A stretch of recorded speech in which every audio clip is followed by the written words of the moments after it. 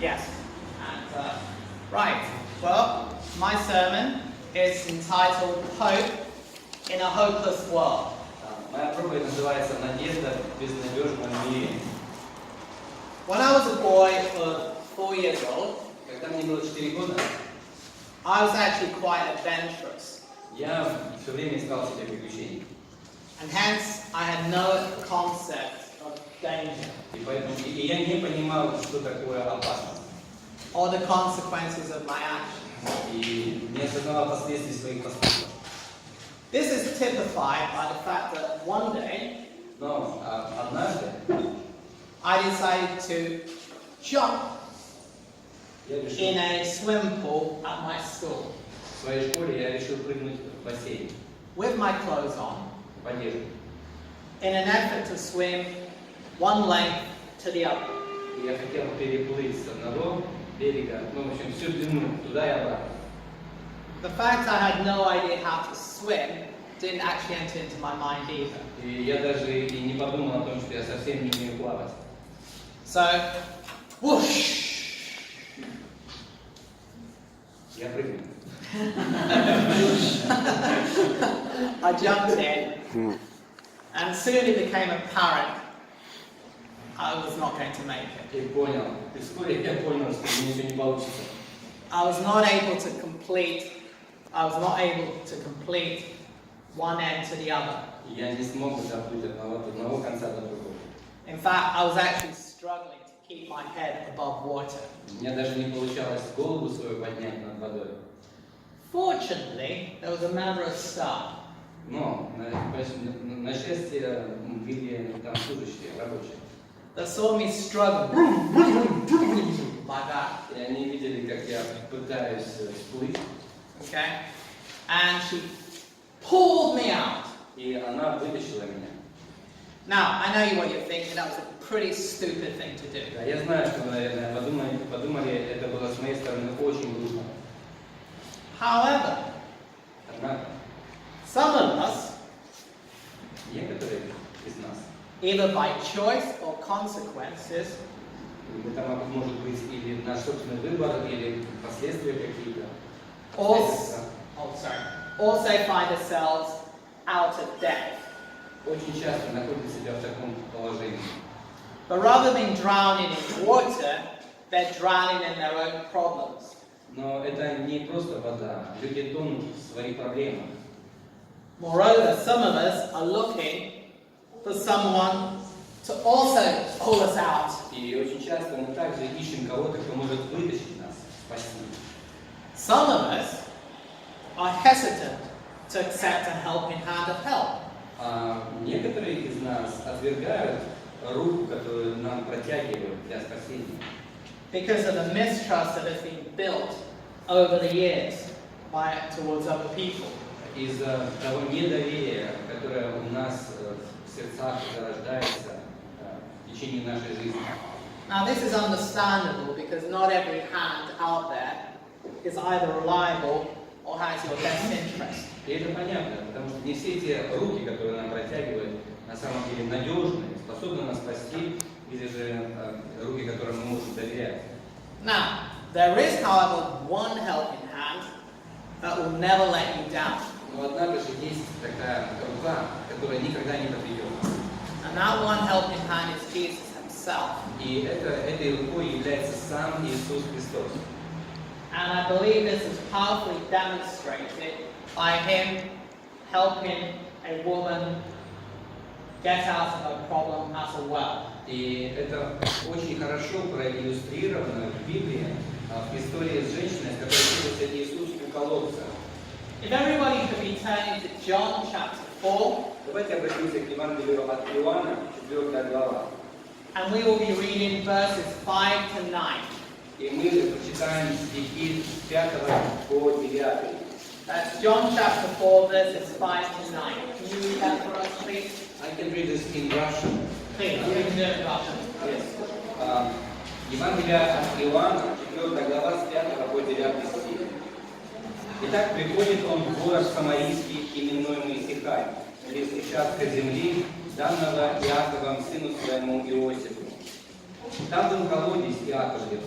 Иисусу, утрудившись от пути, Иисус сел у колодезя. Было около 6 часа. Приходит женщина из Самарии почерпнуть воды. Иисус говорит ей: дай мне пить. Ибо ученики его отлучились в город купить пищу. Женщина самарянская говорит ему: как ты, будучи иудей, просишь пить у меня, самарянки, ибо иудеи с самарянами не сообщаются. Иисус сказал ей в ответ: если бы ты знала дар Божий, что говорит тебе, дай мне пить, то ты сама просила бы у него, и он дал бы тебе воду живую. Now here we see Jesus. Так, давайте посмотрим на Иисуса. He was tired from his journey. Он устал, потрудился от путешествия. It must have been baking hot. И наверняка было ужасно жарко. Парилка. And then he approaches a woman И он приближается к женщине for a drink of water from the well. для того, чтобы напиться воды из колодца. Now in verse 9 we saw that this woman reacted to Jesus' request. В 9 стихе мы читаем о том, как эта женщина отреагировала на просьбу Иисуса. And she effectively said this: И она, в общем-то, говорит следующее. Hey, Jesus! Эй, Oh, sorry. Иисус, Okay. You are actually asking, are you actually aware that of both my identity or my race and my gender? ты понимаешь, кто я такая? Ты понимаешь, что я женщина? Ты знаешь, из какого я народа? And that you Jews have nothing but contempt for us Samaritans? И что вы выбрали пренебрегать нас, самарян, иудеев. Now in that 20th century mindset, Ну, наверное, в образе мышления человека 20 века it's easy for us to miss the full significance of what's actually happened in this passage. нам очень просто не заметить и не понять важность того, что описано в этом отрывке. First of all, Прежде всего, Jesus was talking to a Samaritan. Иисус обращается к самарянам. A Samaritan was a group of people or race that was hated by the Jews. Самаряне – это была такая группа людей, такой народ, который иудеи ненавидели. Samaritans were seen as traitors, scum, dogs. Они на них смотрели как на псов, смотрели на них как на некий мусор. And they had no dealings with for hundreds of years. И они не сообщались с ними на протяжении сотен лет. Furthermore, he was also talking, secondly, to a woman. Но во-вторых, он обращался к женщине. A woman of the same ethnic group. Женщины из этой самой этнической группы. Now, women around that particular period of time were seen as nothing more than property. В то время люди на женщину смотрели не более чем как на собственность.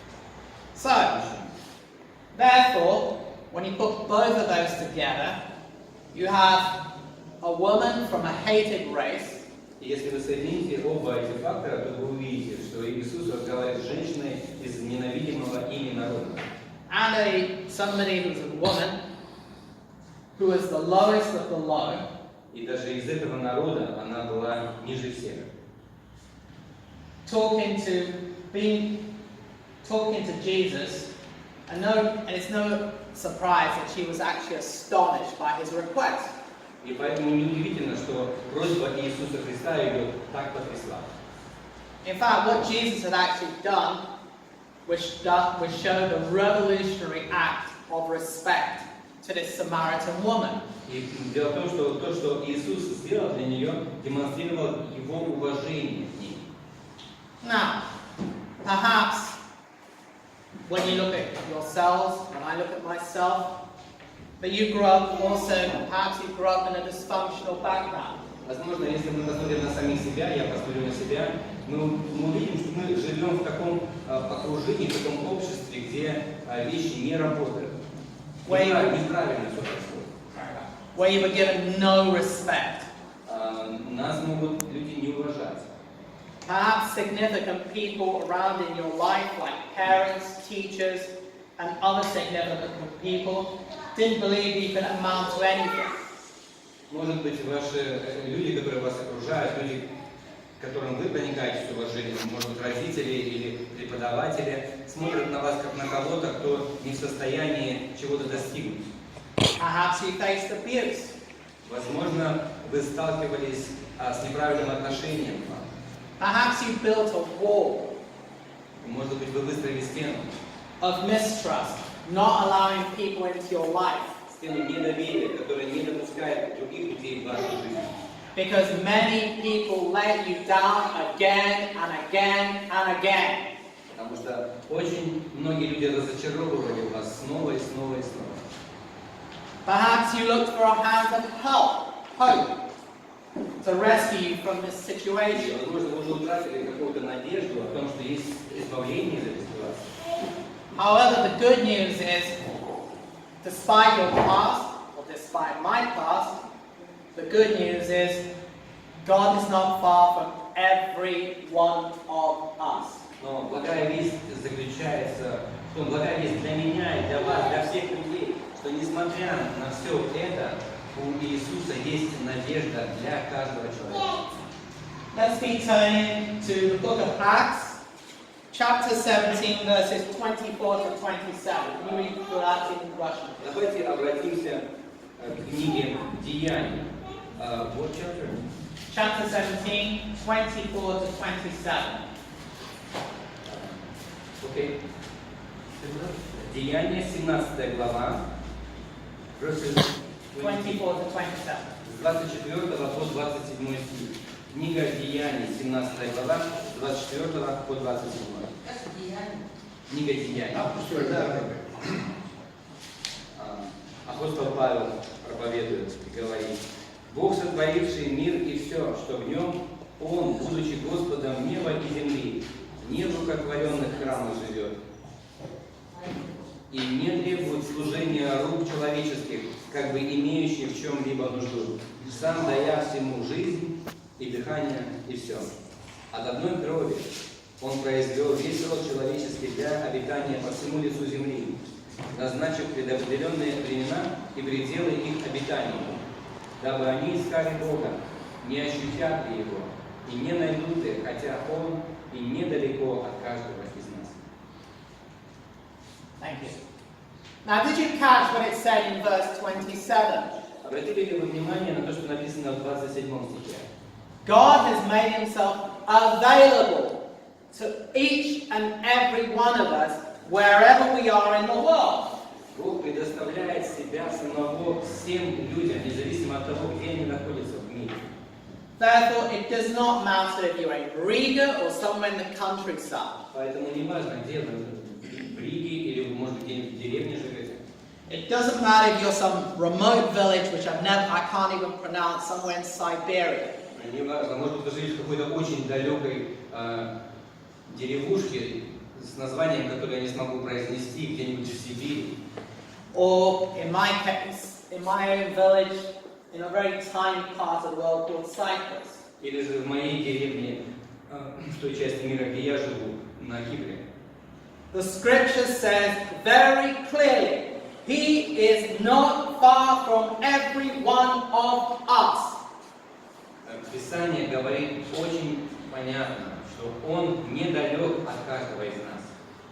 Therefore, if He's not far from every one of us, He's not far from you, or even myself. Поэтому Он близок к каждому, к тебе и даже ко мне.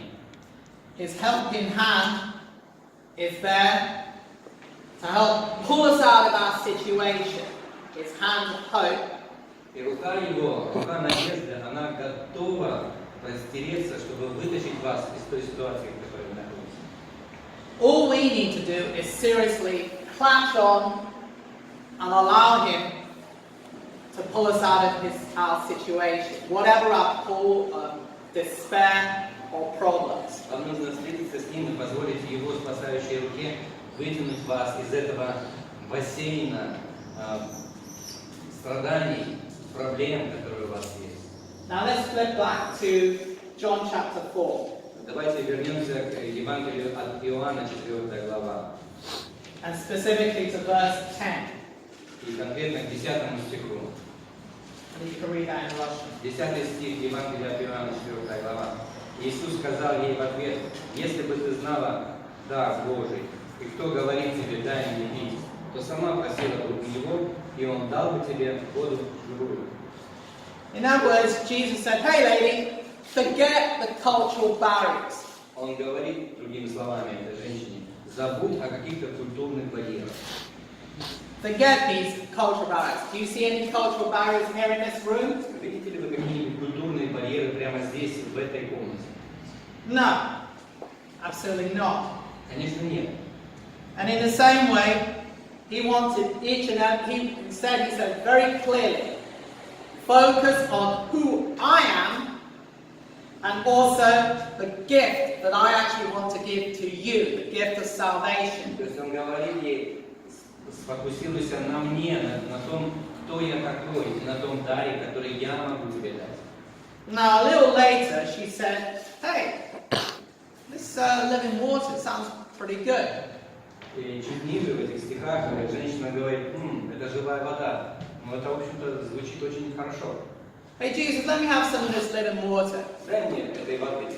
Sounds good. Hey, I can do with some of this. Да, я, пожалуй, попила бы эту живую воду. However, it says in John chapter 4, 15 and 18, if you can read that, please.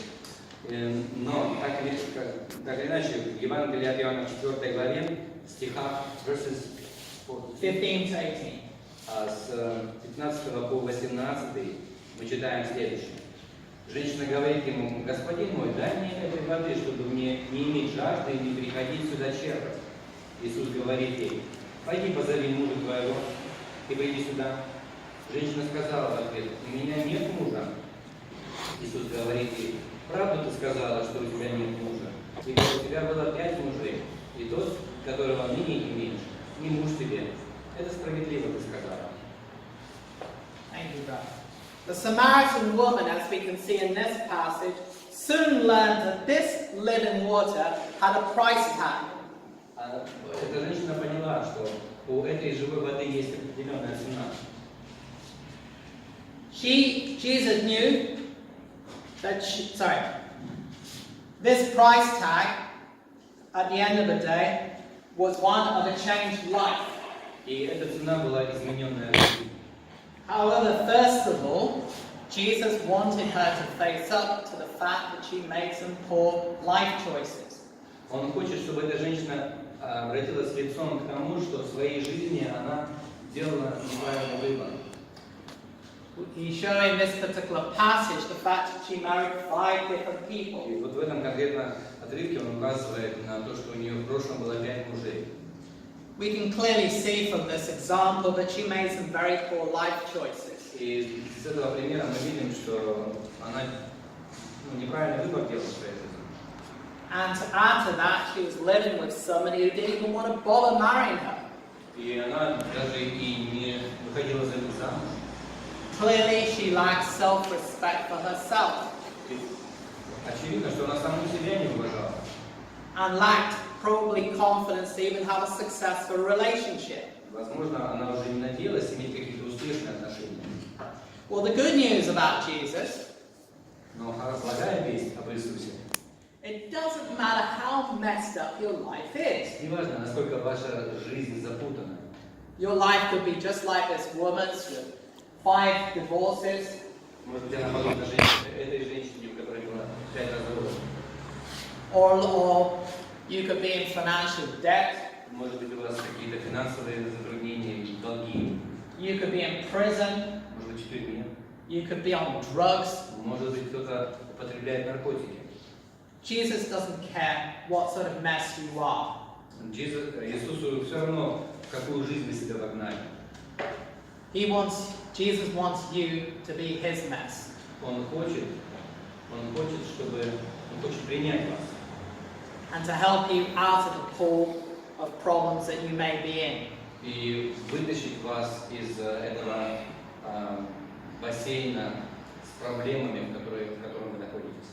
Now, my admonition for you today И мое обращение к вам сегодня, is wherever your life is today, где бы, в каком бы положении ваша жизнь ни находилась сегодня, is don't wait until your life is as bad as this woman's, не доводите до такого состояния, как у этой женщины, where you are continually making the wrong choices again, like a broken record. когда вы повторяете одни и те же ошибки раз за разом, как бы ходите по кругу, And your options become less and less. и меньше становитесь уважать себя, и у вас меньше выбора остается.